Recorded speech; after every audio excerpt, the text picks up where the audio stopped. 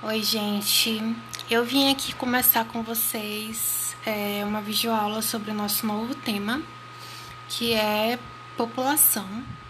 E aí eu vou aproveitar esse recurso, esse formato novo que eu tô iniciando, né, agora, com vocês pelo menos, para a gente poder revisar um pouquinho com o mapa o assunto da outra videoaula que foi sobre formação territorial do Brasil e enfim, eu acho que sempre é bom revisar, esse distanciamento da gente não é a mesma coisa da sala de aula. Então eu vou aproveitar para revisar com o mapa com vocês. E aí eu espero que vocês me deem mais feedback, gente. Vocês estão assistindo os vídeos, vocês estão gostando, tá ajudando, vocês estão conseguindo entender, porque se vocês me derem um feedback, eu posso fazer outros vídeos, explicar de uma outra forma, ver o que vocês estão tendo dificuldade de entender e tentar explicar para vocês, né? Porque a intenção desses vídeos é fazer vocês entenderem o conteúdo, se vocês estão entendendo. Então é bom vocês me darem um feedback. Eu vou começar logo, porque senão vai ficar longo. E aí, vamos lá. Bem, como eu disse para vocês, o tema vai ser população, tá a unidade 2, tema 1, mas antes vamos revisar um pouquinho, tá? Eu passei várias atividades para vocês, atividade do livro, videoaula, várias videoaulas, para a gente entender essa formação territorial do Brasil, né? A formação territorial do Brasil, ela se deu gradualmente, gente, não foi de uma hora para outra. Eu sei que tá muito repetitivo, eu sinto que eu já falei isso várias vezes, mas talvez alguns de vocês não entenderam, então essa é a hora de vocês entenderem. Então, o território brasileiro, esse território que a gente conhece hoje, com essas fronteiras atuais, elas foram conquistadas ao longo do tempo, não foi de uma hora para outra. Nem sempre o Brasil foi do jeito que a gente conhece ele hoje. Então, esse tema, a formação territorial do Brasil, é justamente para entender esse processo de construção do Brasil, de construção do território brasileiro, tá bem?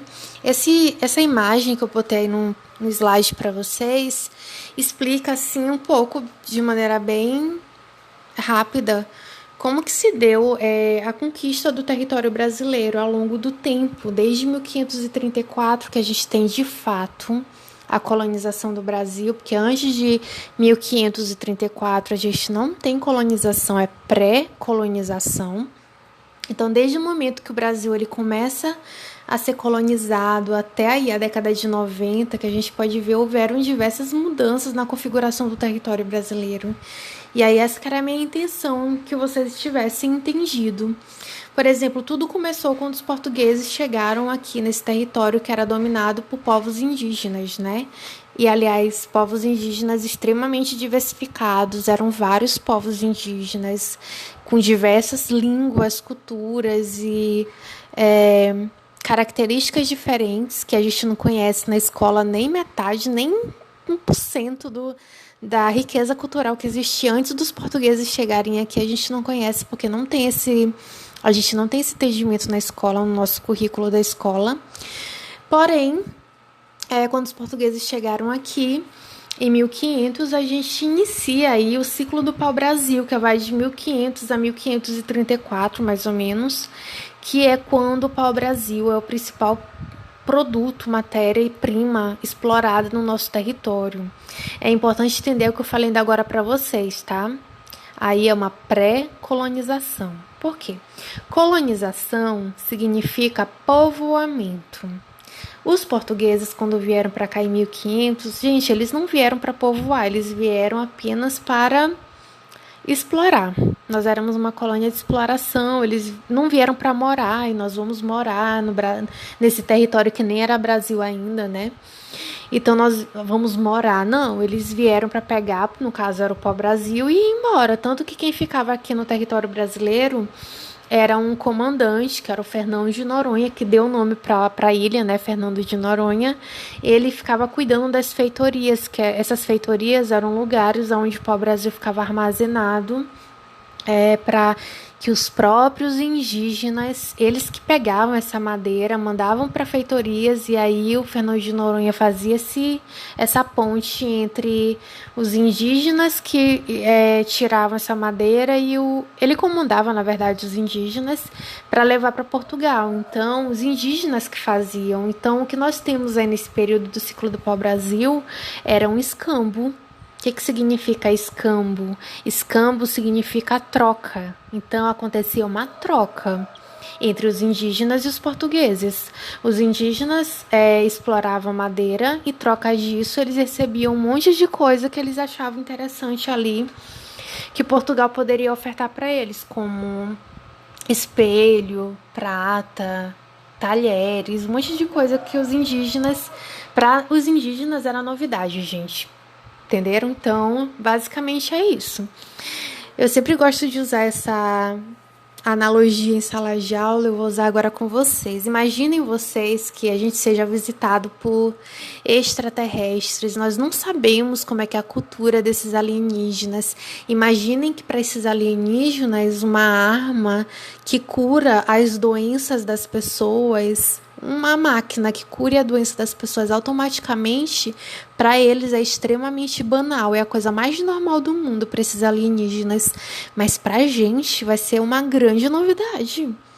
Aí, se em troca dessa máquina que cura, os alienígenas pedissem pra gente madeira das nossas florestas, a gente ia pensar, nossa, estamos fazendo um bom negócio, porque a gente está trocando essa madeira por máquinas que curam doenças. Só que para os alienígenas, eles vão ver a gente como selvagens, que não tem assim um mínimo de conhecimento, uma máquina banal dessa que é a coisa mais comum. Vocês entenderam o que eu quero dizer? Para os indígenas que não tinham conhecimento de espelho, talheres, ferramentas, aquilo dali era uma novidade muito grande. Então, para eles era lucro trocar com os portugueses. Mas isso mudou, tá bem? Houve o fim do ciclo do pau-brasil, quando o território brasileiro começou a ser atacado. Ele começou a ser atacado por diversos povos, como holandeses, como ingleses, como franceses, aqui no Maranhão, por exemplo. Então, a gente tem aí diversos outros povos atacando o Brasil, invasões estrangeiras ocorrendo. Isso faz com que Portugal se preocupe mais com a questão da proteção e de ocupar esse território. Lembra que eu falei para vocês, eles não eram preocupados em ocupar o território, então agora eles vão ficar preocupados em ocupar esse território. Portanto, eles começam a povoar, e aí começa de fato a colonização em 1530. E aí a estratégia de povoamento utilizada por eles foi as capitanias hereditárias, né? Então, nas capitanias hereditárias, como o pau-brasil começou a ser extremamente explorado, inclusive, eu nem falei para vocês, né? Mas o Portugal tinha interesse por conta da madeira nobre, porque tinha um pigmento avermelhado que era super valorizado na época. Quem tinha uma roupinha vermelha no século XVI, meus amores, era rico, viu? Porque pigmentação vermelha naquela época era coisa rara, era caro.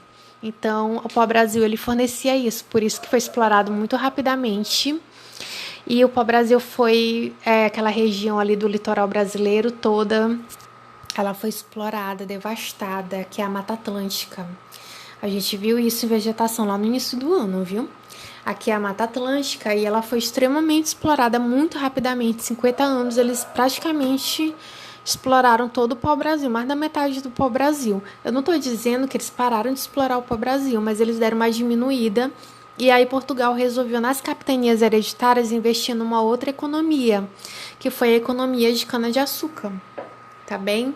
Então, a gente tem aí no século XVI um predomínio da exploração da cana-de-açúcar.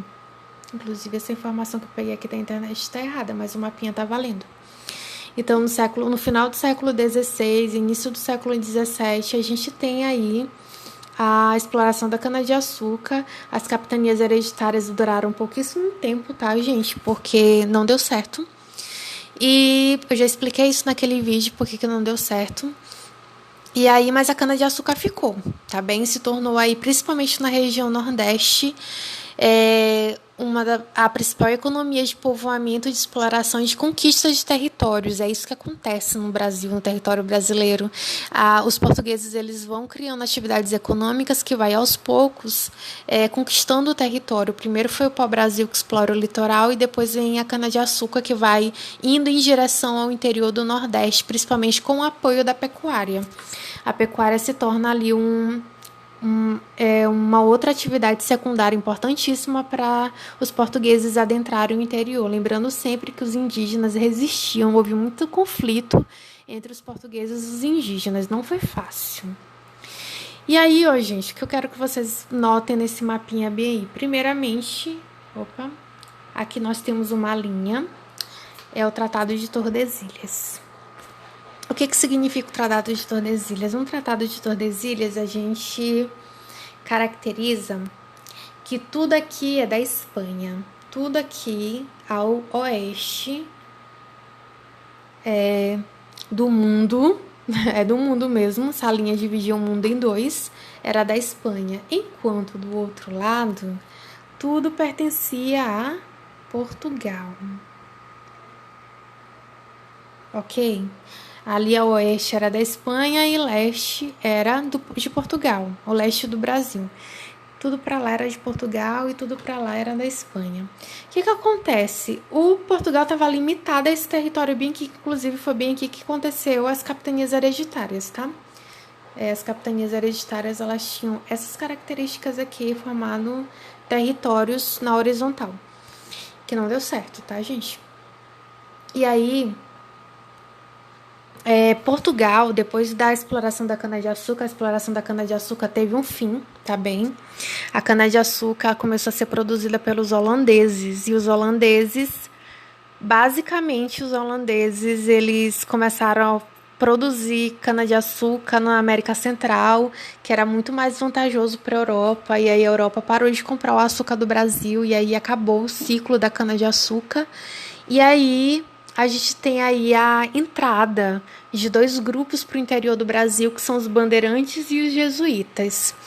Os jesuítas, eles iam para catequizar os indígenas, porque se os indígenas estavam catequizados, eles acabavam se tornando mais fácil de ser dominados, porque não sei se vocês lembram que eu disse agorinha, né? Que os indígenas, eles resistiam. E se eles estavam falando português, estavam catequizados, eles resistiam menos. Então, os jesuítas, eles adentravam o interior do Brasil em busca de catequizar os indígenas. E nós temos os bandeirantes, que aí o mapa está focando nos bandeirantes, né? Os bandeirantes, eles eram grupos que eram como se fossem descendentes dos portugueses e indígenas. É uma mistura de português com indígena. Os portugueses acabaram, né, se casando com muitas indígenas e tal. Teve uma mistura ali de etnias e deu origem a essa miscigenação de português com indígena. Eles tinham conhecimento que os indígenas tinham. Isso fez com que eles ficassem mais confiantes de adentrar o interior do Brasil e buscar outros recursos, já que a cana-de-açúcar não deu mais certo, né? Não estava sendo mais tão forte. O Portugal precisava ter uma exploração econômica vantajosa no nosso território, nessa colônia brasileira de exploração, né?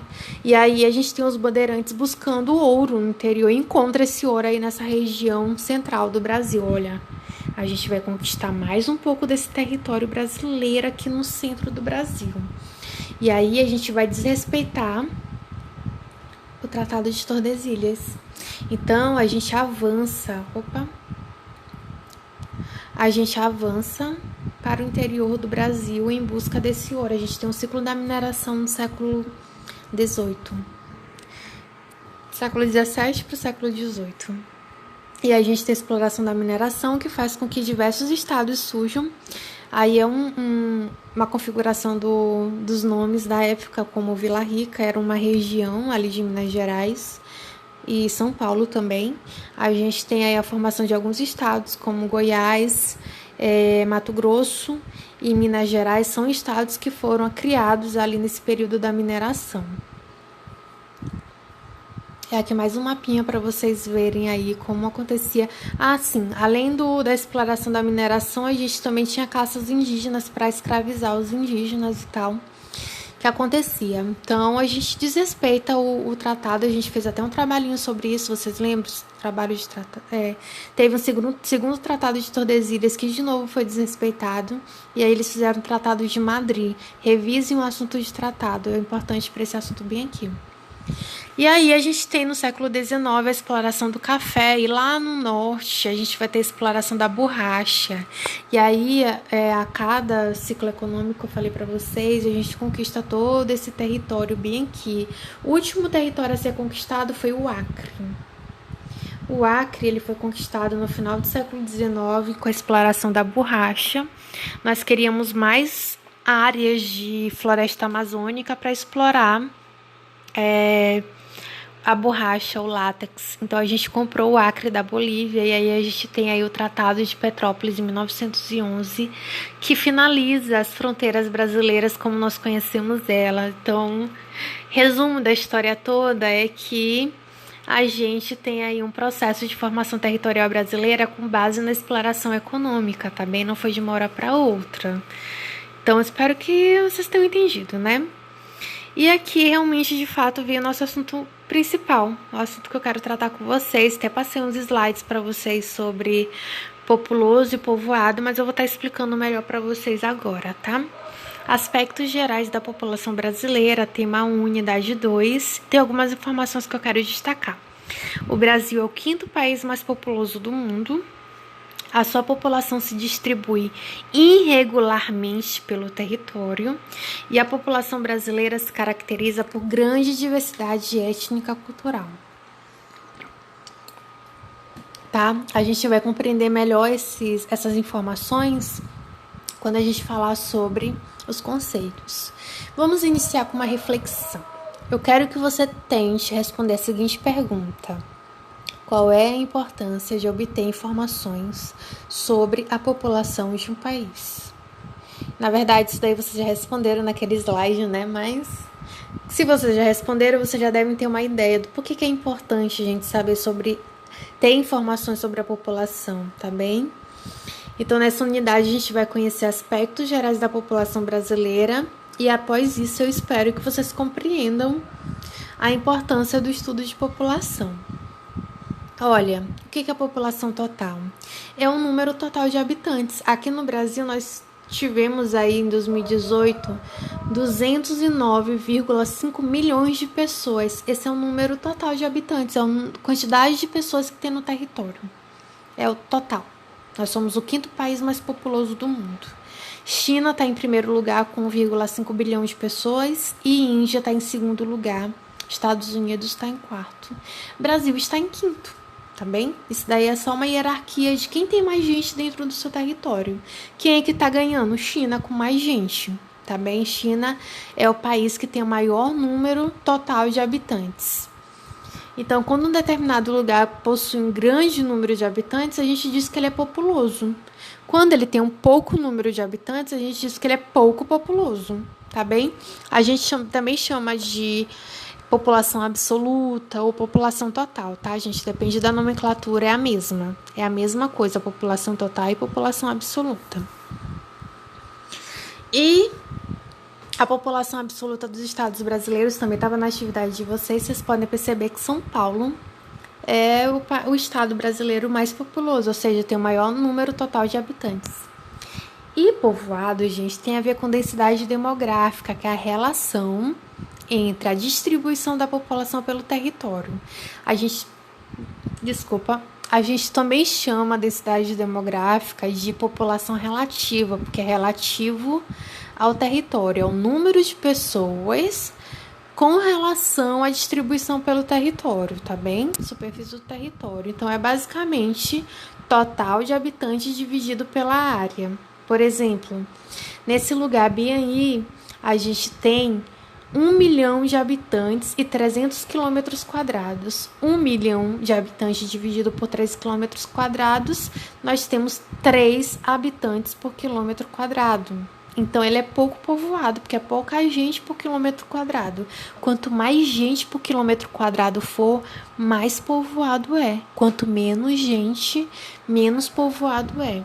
O Brasil, ele é pouco povoado, viu, gente? Os países mais povoados eu coloquei aí pra vocês: Mônaco, Singapura, Malta, Maldivas, Bangladesh, né?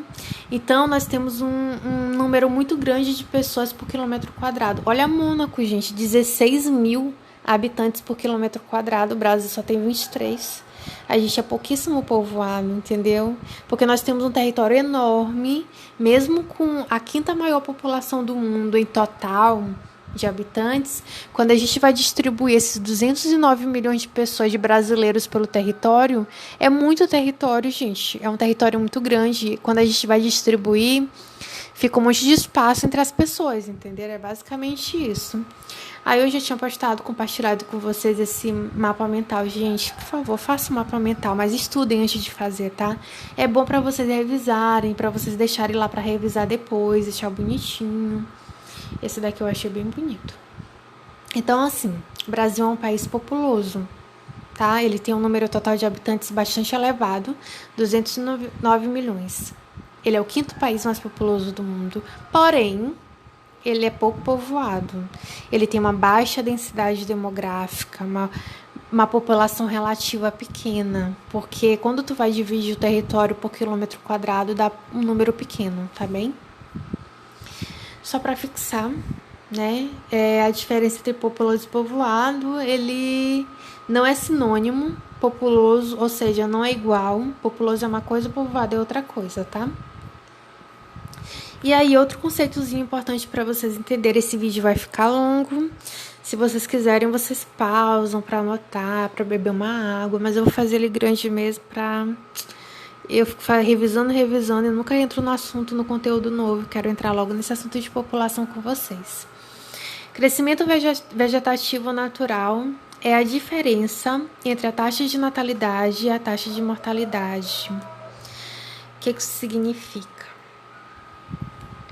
Gente, basicamente, para você entender o crescimento da população, a população está crescendo, vocês vão fazer uma subtração entre a quantidade de pessoas que está nascendo e a quantidade de pessoas que estão morrendo.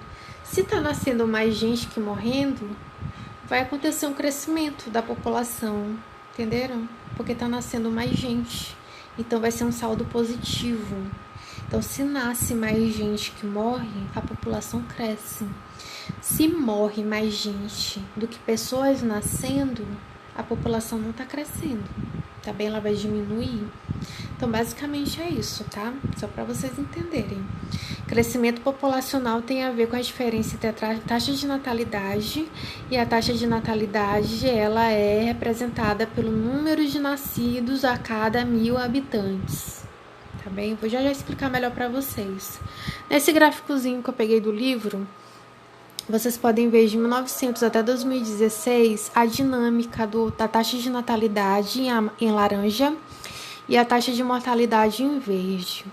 Olha, de 1900 a 1945, vocês podem observar que a taxa de mortalidade ela começa a cair, ou seja, as pessoas vão começar a morrer menos. E a taxa de natalidade ela vai começar a ter um crescimento até 55. Até 55, a gente tem aí bem leve. Na verdade, o que acontece mesmo é uma queda da taxa de mortalidade.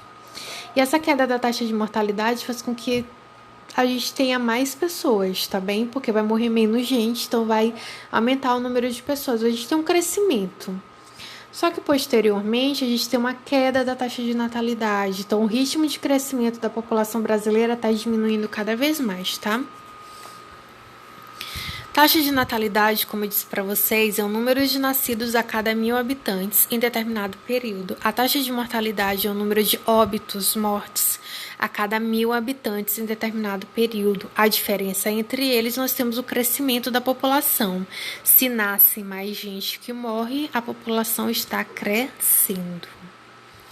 E tem outro conceitozinho importante para vocês entenderem, é mortalidade infantil.